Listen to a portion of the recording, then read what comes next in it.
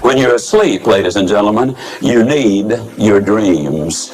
I'm here to tell you that when you're wide awake, you also need your dreams. You must have your goals. You'll never make it as a wandering generality. You must become a meaningful specific. If you're going to work tomorrow because that's what you did yesterday, you're not going to be as good tomorrow as you were yesterday, because now you're 2 days older and no closer to the goal which you do not have. You can't make it as a wandering generality. Tell us about some of the jobs that you've held over the years selling, and what you've sold, and some of the lessons that you learned in selling over the years. Well, I sold heavy-duty waterless cookware on the door-to-door demonstration plan, and that was a marvelous experience. It took me, the first 2.5 years, I struggled financially. Now, that doesn't mean I didn't sell a lot, because I did. I sold my furniture, sold my car. And that's fairly close to the truth. It really was. Then I went to a meeting, and a man named P.C. Merrill, who's an American Indian, persuaded me that I could be the #1 salesman in America out of the 7,000 member sales force. He said, "You've got everything that it takes to be a great salesman if you just believed in yourself and went to work on a regular schedule." And this is the cookware business. That's right. Okay. And I put on the demonstration and door-to-door sales and so forth. I'd never had anybody say something like that to me. You could be a great one. You could be the national champion. Now, I've always been loved, but nobody ever thought of me as a champion. Because of Mr. Merrill's integrity, and because he had written the training program, and because he had set all of the records, I took him absolutely at his word. The previous year, I had not been in the top 5,000 out of that 7,000 member sales force. But the year after Mr. Merrill got through with me, I was #2 out of the 7,000. Had received the best promotion that was available in the company at that time. And the interesting thing about the success that year, he did not really teach me that much about sales. I'd been in it 2.5 years at that point. But what he did teach me was about who I was. The picture I had of myself changed dramatically. I started thinking as a champion and performing as a champion. And I did finish #2 and had that wonderful promotion. A commitment plays heavily in everything. If you've made a commitment, when you hit the rough spots, not if, when you hit the rough spots, your immediate thought is, how can I solve the problem? If you've not made the commitment when you hit the rough spot, whether it's in marriage or education or career or whatever, your first thought is, man, how can I get out of this deal? And so that commitment plays a huge role. And as you know, some people are about as committed as a kamikaze pilot on his 39th mission. I mean, they don't really take it that seriously. I was raised in a little town of Yazoo City, Mississippi. Now, I know that a lot of folks go around the country trying to impress people by claiming to be from Yazoo City. But I really am. Now, when I was a boy, during the Depression, we lived next door to some rich folks. I knew they were rich for 2 reasons. Number 1, they had a cook. Number 2, the cook had something to cook. And during the Depression, that was a sure sign of wealth. I was over there for lunch one day, as I tried to be every day. And I don't misunderstand that. Even though there was a Depression on, we certainly had plenty to eat at my house. I know we had plenty, because if I ever passed my place for seconds, they'd always tell me, no, you've had plenty. So I know we had plenty. Now, the cook brought the biscuits out, and this is not an exaggeration. Those biscuits were not as thick as my wrist was. And I looked at her for a moment. I said, Maud, what in the world happened to your biscuits? She reared back, gave a big old tummy laugh, and said, well, I'll tell you about those biscuits. She said they squatted to rise. But she said they just got cooked in the squat. You know anybody that's getting cooked in the squat? You know anybody who's going to do something just as soon as, or they're half a mind to do such and such a thing? You ever have anybody say, well, you know, wait till the kids get out of school and then I'll really get involved in this project. We got so many things going on right now. Wait till they're out of school. Wait till summertime comes and then I'll really get busy. The kids get out of school, you know what they say then? Well, you know, I didn't realize that I got to take the kids somewhere every day. I had more time than they in school. Wait till you get back in school, and then I really get busy. Kids get back in school. You know what they say then? Well, you know, for the first time in 19 years, dear old Central High finally got a winning football team, and you got to support the kids there. Wait after the football season is over, then I'll really get busy. Football season, then you know what they say then? Well, here it is Thanksgiving and Christmas and New Year's, and people don't want to be bothered with this sort of thing this time of year. Wait after the first of the year, man, then I'll really get busy. After the first of the year, you know what they say? Well, it's the weather. Did you ever see weather like this in Chicago or San Francisco or Dallas or wherever? Wait till the weather settles down, and then I'll really get busy. Oh, I know what you're thinking. You're thinking I've lost interest in it, but that's not the way I do things. Let me tell you the way I do things now. Here's the way I am. This is just the way I do it.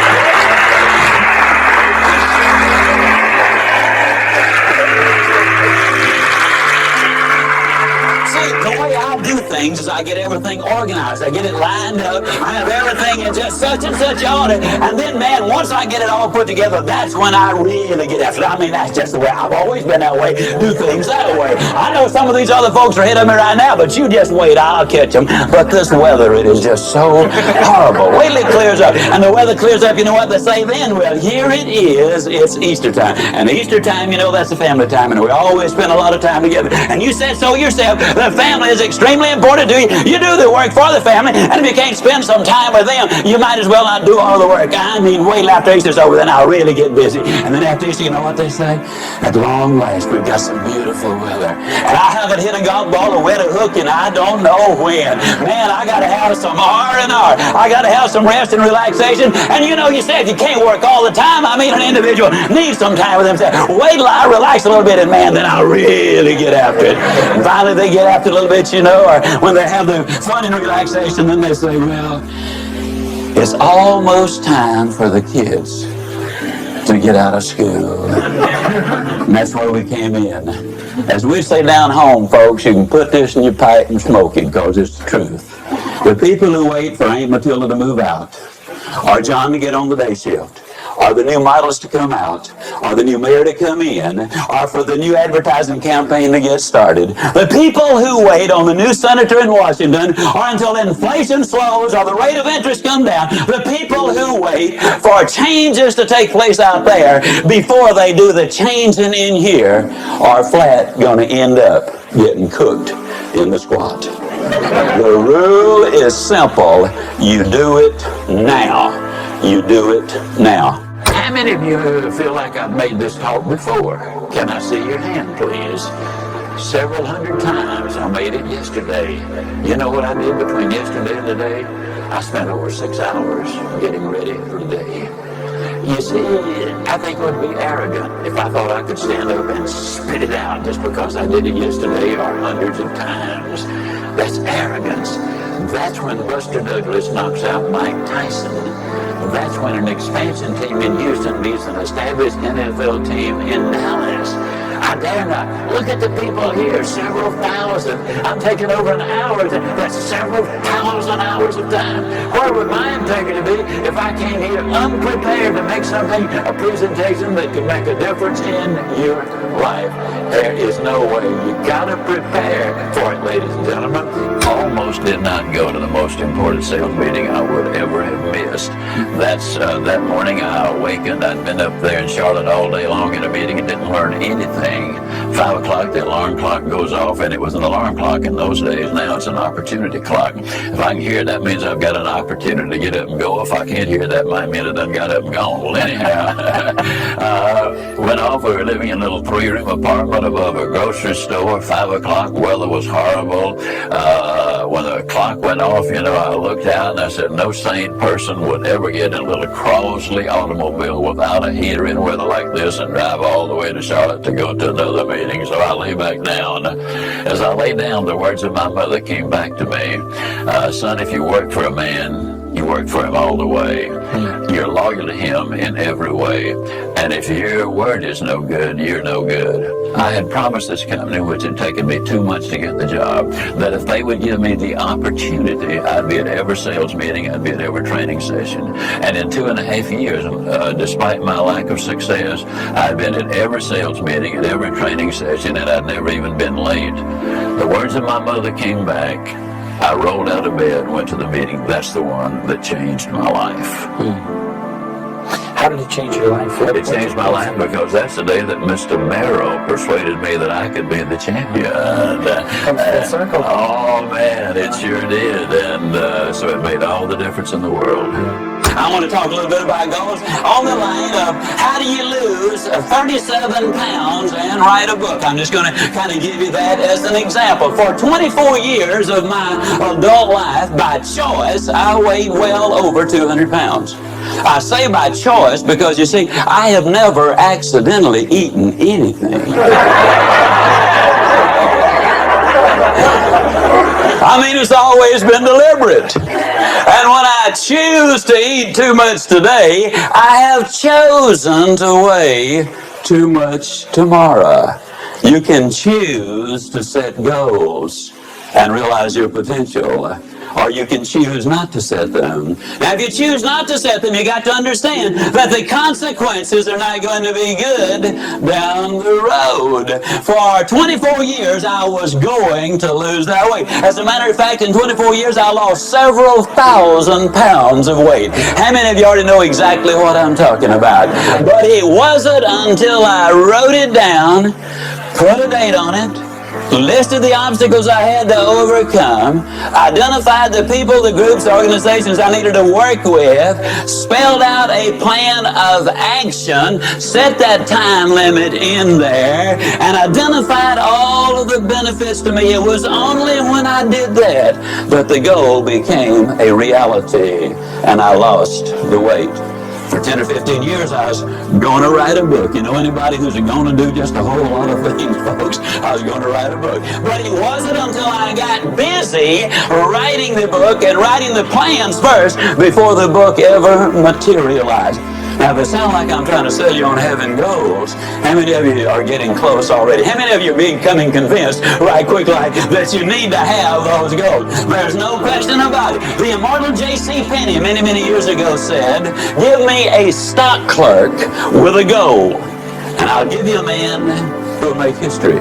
But give me a man without a goal, and I'll give you a stock clerk. Now, the interesting thing is goals do not care who has them. Let me give you a classic example of the way they work. In 1950, a war-torn, devastated Japan, a nation which had lost an incredibly high percentage of its young men, their cities were in ruins, had been bombed out, but in 1950, they got together, they meaning industry and government got together and set a goal. The goal was we're going to be the number one nation in the world during the 1950s in the production of textiles. In 1959, ladies and gentlemen, they accomplished that objective.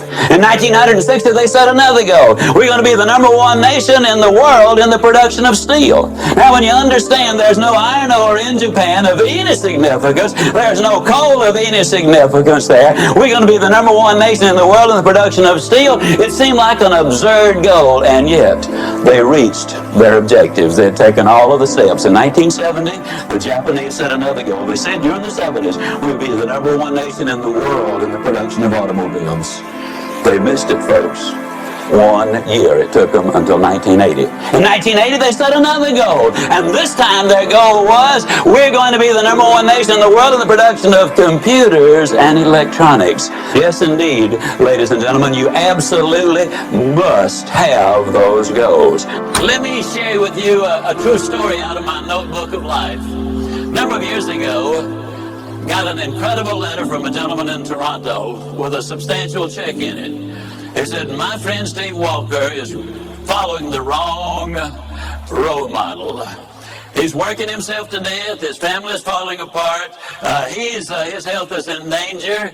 And he's modeling himself out of his boss. And he trusts you and respects you. If you will give us 1 hour, I will fly him to Dallas and give you this check.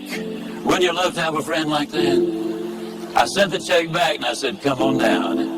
Steve and I had quite a little talk. And in our talk, I asked him why he had such a role model. What about this man that made him so completely important in his life? And he said, well, he's the most successful man I have ever known. And I said, said, well, Steve, what do you call success? Now, it took several minutes for him to go down the list.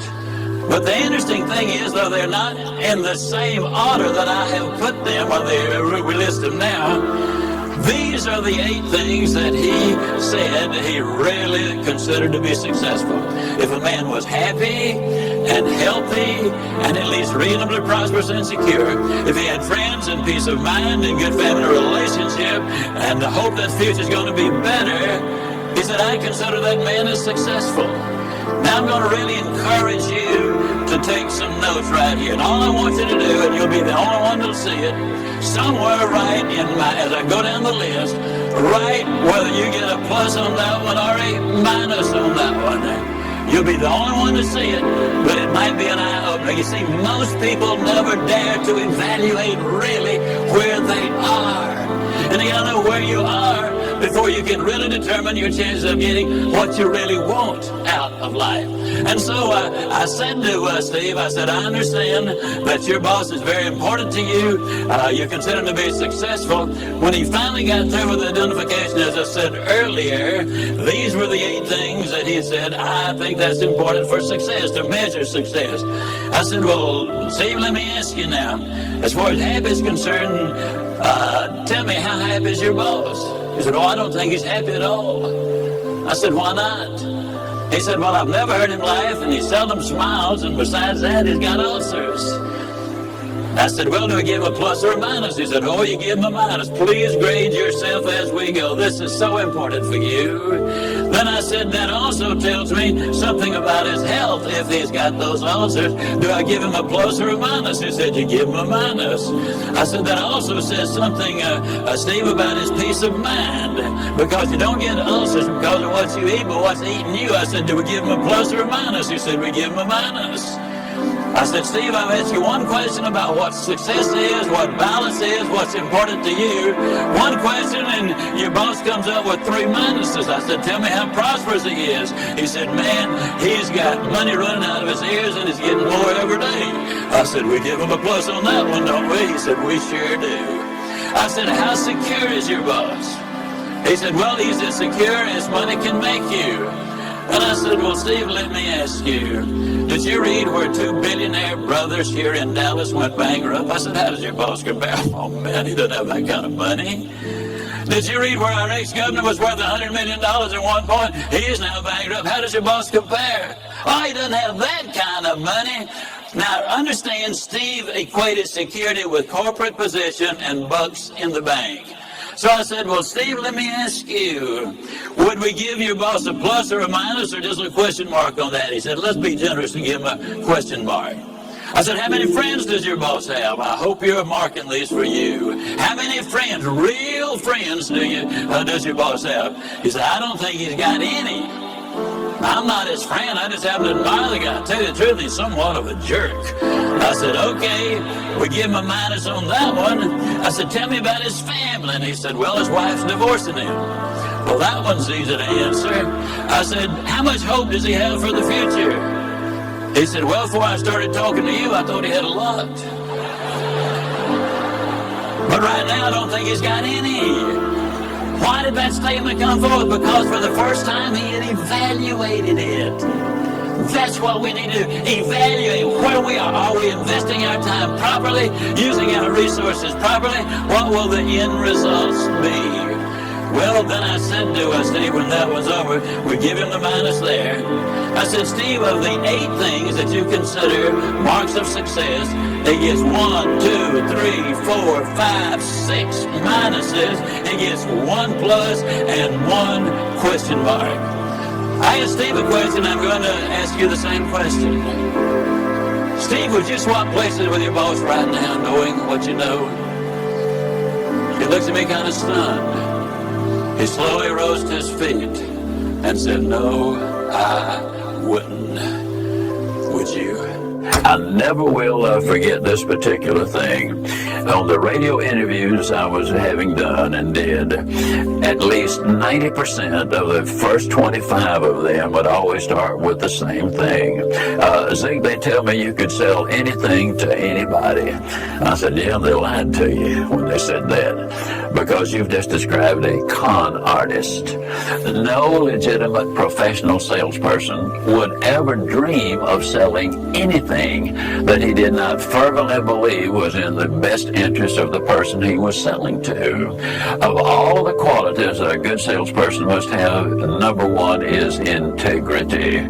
Because if they don't have that, you see, we are trained as salespeople to persuade other people to buy, to make decisions. And an unethical salesperson can persuade people to buy things that they don't need, are overpriced, or they pressure them into buying it. A legitimate, integrity-driven salesperson will only sell a product that will enable him to sell them again and again and again. A product he would sell to his mother, in other words. That's the kind of salesperson who has long-term balanced success. Yeah, unfortunately, a lot of people stand in front of the stove of life and they say, now, stove, you give me some heat, then I'll put some wood in you.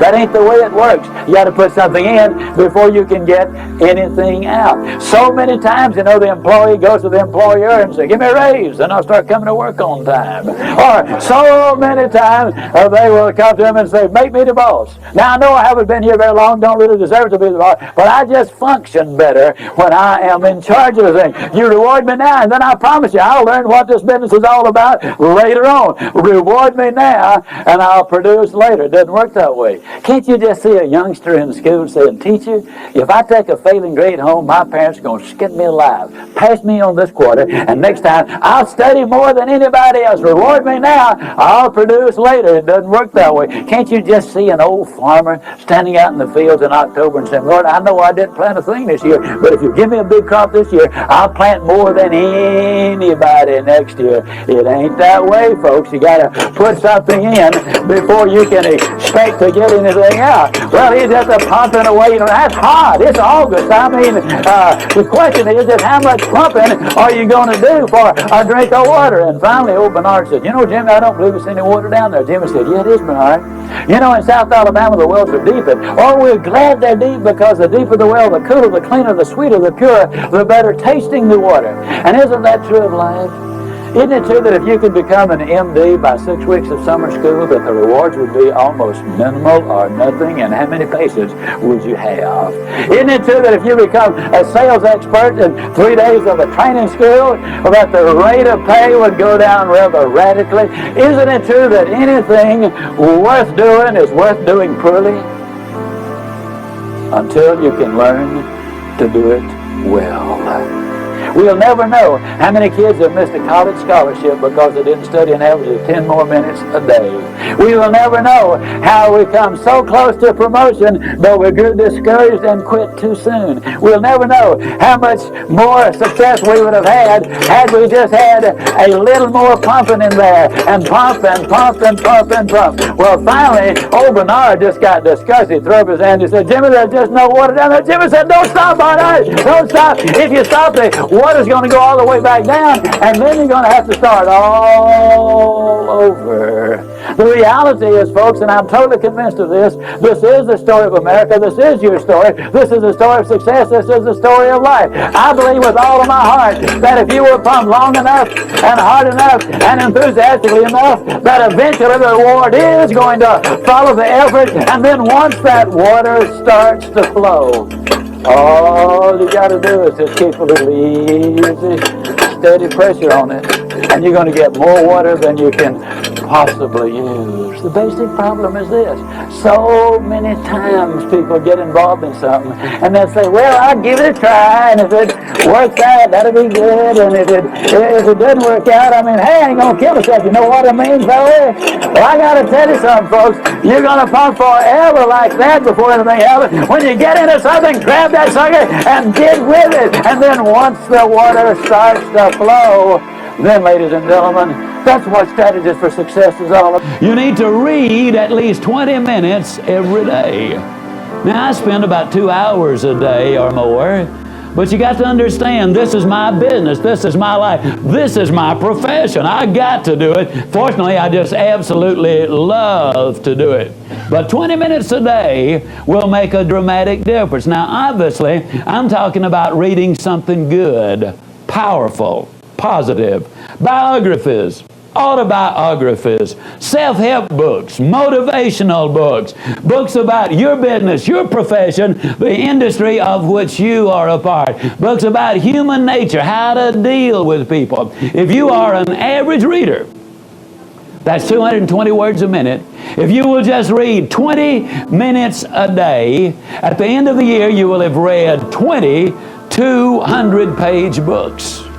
That is 18 more than the average American reads in a year's time. That will give you a colossal advantage in whatever it is that you're doing. I listened to the people who were successful in selling that product. I would learn new things from different ones, new approaches, and that's you must be a constant student. A lot of people are afraid to try anything new because they are afraid that they will be embarrassed until they get good at it. Well, one of my favorite sayings is, the most important thing you can do is to understand that anything worth doing is worth doing poorly. What do you mean by that? Until you can learn to do it well. My first few sales calls were pathetic, but I knew it was worth doing, so I kept after it, My first few speeches were a disaster, but I believed that I could develop into that, so I kept at it until I could do it effectively, and all skills are exactly the same way. No running back that sets the records ever set a record the first time he picked up a football, and you can go right down the line with that. So if it's worth doing and you believe in it, go ahead and fail. And the more times you fail, the closer you get into success, because you should be learning on every simple thing that you do. A number of years ago, Laurie Majors, my executive assistant, got a phone call from a lady in Birmingham, Alabama. At the end of the conversation, she said, Zig, she said, I believe this woman thinks she's got an impossible problem, but I believe you can solve that problem with her in just a few minutes if you will spend that time with her. I said, well, Laurie, tell her to meet me backstage. I'll get there about 10 minutes early. My schedule was such that was about all I had. Well, I got there, and I was on backstage behind the curtain on one side. She spotted me from the other side, and as she walked across the stage, I have never seen as much anger in a human being in my life as I saw in her. She almost started crying when she saw me. She said, oh, I'm just so glad to see you. I got this horrible job. I hate it. I hate everything about it. I hate everybody down there. I mean, you talking about negative nails. She was it. She said, can you help me? Now, understand, I've only got about 10 minutes. So I looked at her, and one thing I have learned, I don't do counseling, but I talk with a lot of people who do, in psychology, psychiatry, and the ministry. And they tell me that everybody who comes to you with a problem are not necessarily looking for a solution. I couldn't understand that for a long time. Why do they bring you a problem if they don't want to solve it? Well, I can tell you why. They want to tell you about it, you about it, you about it, you about it, and you about it. And if you foul up the deal and solve the problem, they can't tell you again, you again. They want the attention that goes with the problem. And every company just about it has that kind of an individual. They want the attention that goes with griping and complaining. Well, I looked at the lady, and it wasn't unkindly, but firmly I said to her, yes, and ma'am, I'm afraid your problem is about to get worse. She said, what do you mean? I said, I believe they're going to fire you.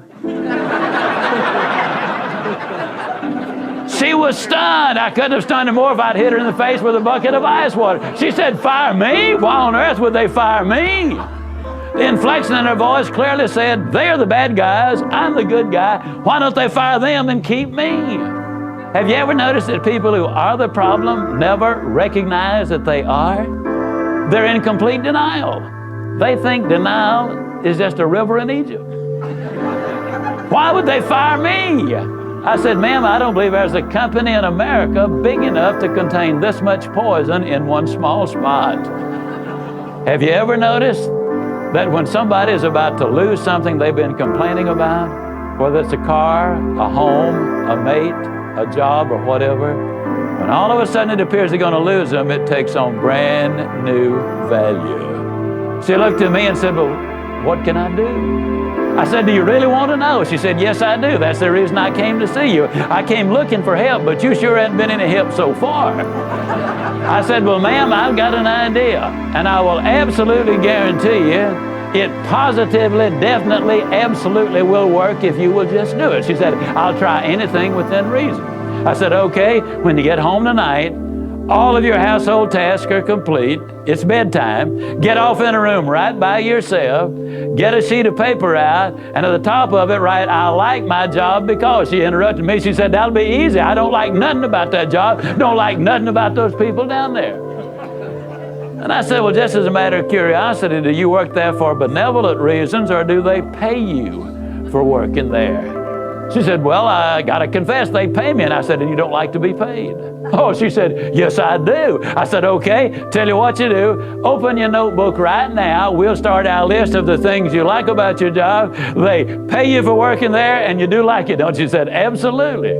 But she just stood there. I said, no, open your notebook now, and we'll get busy on the list. She just stood there. I said, ma'am, let me tell you what my experience in life has been. I've discovered that in 100% of the cases, no exceptions, people who won't take step number one never take step number two.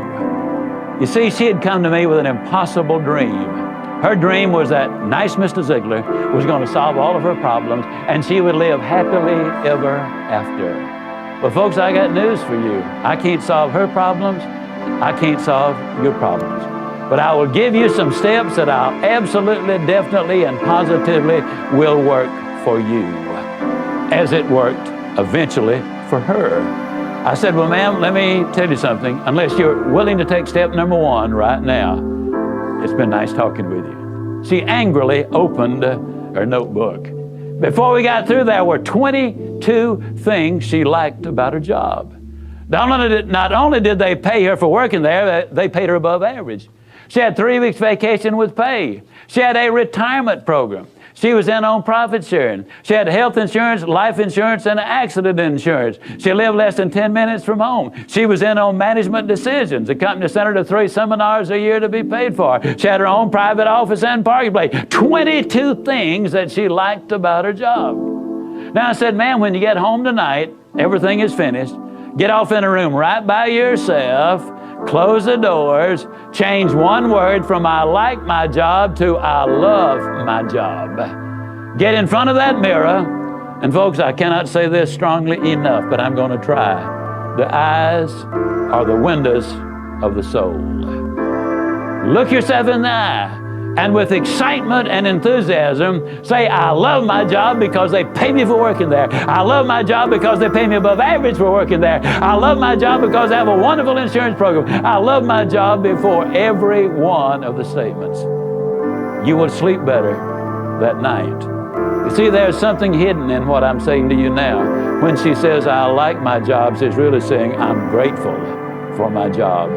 And of all of the emotions we can have, according to Hans Selye, the #1 stress specialist in America, the healthiest of all human emotions is gratitude. I said, you go down that list. I like my job. I love my job, rather. That is a way of gratitude. You'll sleep better the first night. Tomorrow morning, when you get up, get back in front of the mirror just before you go to work. Get back in front of the mirror and repeat the process again with excitement and enthusiasm. I love my job because, and take the list with you. Because the reality is, you see, you will have started to change from a fault finder to a good finder. Some people do really find fault like there's a reward for it. They really do. Take the list with you, and you will be able to add to that list, absolutely guaranteed. Do this every morning and every night, and you will have an astonishing recovery from this advanced case of stinking thinking. Now, I didn't say that to her, but I'm saying it to you. That's what it was. It was an advanced case of stinking thinking. Well, 6 weeks later, I was back in Birmingham, Alabama. I was doing a follow-up sales seminar. Now, the lady was not in sales, but she'd been listening to my tapes. She'd been listening to Automobile University, And she had discovered that everybody sells. Everybody who will ever hear this is in selling. Whether you're a school teacher, a civil service worker, a military personnel, an executive secretary, it doesn't make any difference what you do, you sell every day of your life. There she was at the sales seminar, seated on the front row, grinning so wide she could have eaten a banana sideways. I'm telling you, you're talking about somebody that was excited. She was turned on. I said, well, how you done? She grinned even more broadly and said, Mr. Ziglar, I'm doing wonderfully well, and thank you for asking. She said, you cannot believe how much those people down there have changed.